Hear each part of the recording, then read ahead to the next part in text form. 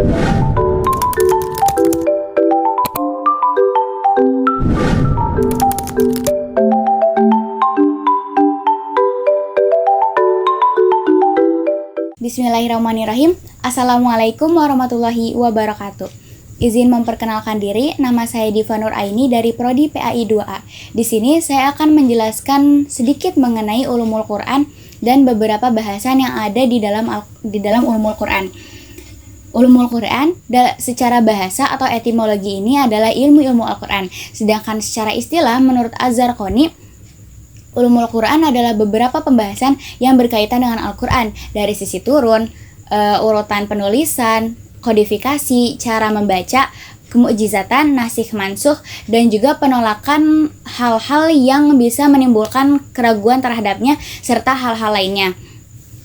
Meskipun istilah ulumul Quran ini tidak ada sejak zaman Nabi, tetapi apa yang dibahas di dalam ulumul Quran ini sudah ada sejak zaman Nabi.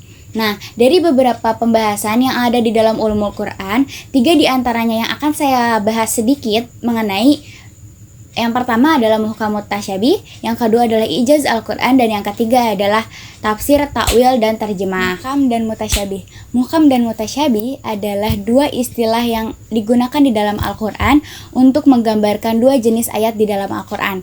Muhkam ini adalah ayat-ayat yang maknanya jelas dan tidak ambigu. Biasanya muhkam ini singkat dan mengandung hukum atau perintah yang jelas. Sedangkan mutasyabih adalah ayat-ayat yang maknanya kurang jelas dan dapat ditafsirkan dengan cara yang berbeda-beda. Allah telah menyebutkan di dalam Quran surat Hud ayat 1 bahwa seluruh ayat yang ada di dalam Al-Quran ini muhkam. Sedangkan di dalam Quran surat Az-Zumar ayat 23 Allah juga menyebutkan bahwa di dalam Al-Quran ini ayatnya mutasyabih. Tetapi Quran surat Hud ayat 1 dan Az-Zumar ayat 23 ini dikembalikan lagi ke makna harafiahnya atau pengertian menurut bahasa. Nah, sedangkan pengertian menurut istilah disebutkan di dalam Al-Imran ayat 7 yang menyebutkan bahwa di dalam Al-Quran ini ada ayat yang muhkam dan juga ada yang mutasyabih. Nah, lalu apa saja hikmahnya? Yang pertama adalah memperlihatkan kelemahan akal manusia. Lalu, teguran bagi orang-orang yang mengotak-atik ayat mutasyabihat. Yang terakhir adalah memberikan pemahaman abstrak ilahiyat kepada manusia melalui pengalaman indrawi yang biasa disaksikan. Seperti itu. Lalu, pembahasan yang selanjutnya adalah ijaz Al-Quran. Ijaz ini dari kata mukjizat yang secara bahasa mukjizat ini artinya melemahkan. Sedangkan definisi umum, mukjizat ini adalah kejadian luar biasa yang terjadi pada seseorang yang mengaku sebagai nabi sebagai bukti kenabiannya untuk orang yang ragu akan kenabiannya. Nah, mukjizat ini biasanya kejadian luar biasa yang menyalahi adat. Lalu bagaimana dengan kejadian luar biasa yang tidak terjadi pada seorang nabi? Nah, jika kejadian luar biasa yang terjadi pada orang yang belum menjadi nabi seperti Nabi Isa yang ketika kecilnya bisa berbicara, itu disebut irhas. Sedangkan kejadian luar biasa pada orang yang selain nabi itu disebut karomah. Dan kepada orang yang ingkar pada Allah atau tidak beriman disebut istidraj. Mukjizat ini terbagi menjadi 2. Yang pertama adalah material indrawi dan yang kedua adalah imaterial logis. Material indrawi adalah mukjizat yang bersifat kebendaan, bisa ditangkap oleh panca indera saat itu juga, atau bisa disebut mukjizat material indrawi ini bersifat temporer atau sesaat. Nah, yang kedua itu immaterial logis, bersifat everlast atau tidak berakhir seperti Al-Quran. Nah, yang dimaksud logis itu apa?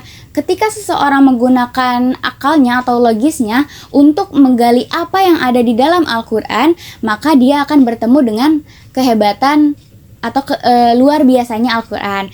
Lalu, apa yang menjadi kemukjizatan Al-Quran? Nah, dimulai dari gaya bahasa, struktur kalimat, berita-berita ilmiah, dan lain sebagainya.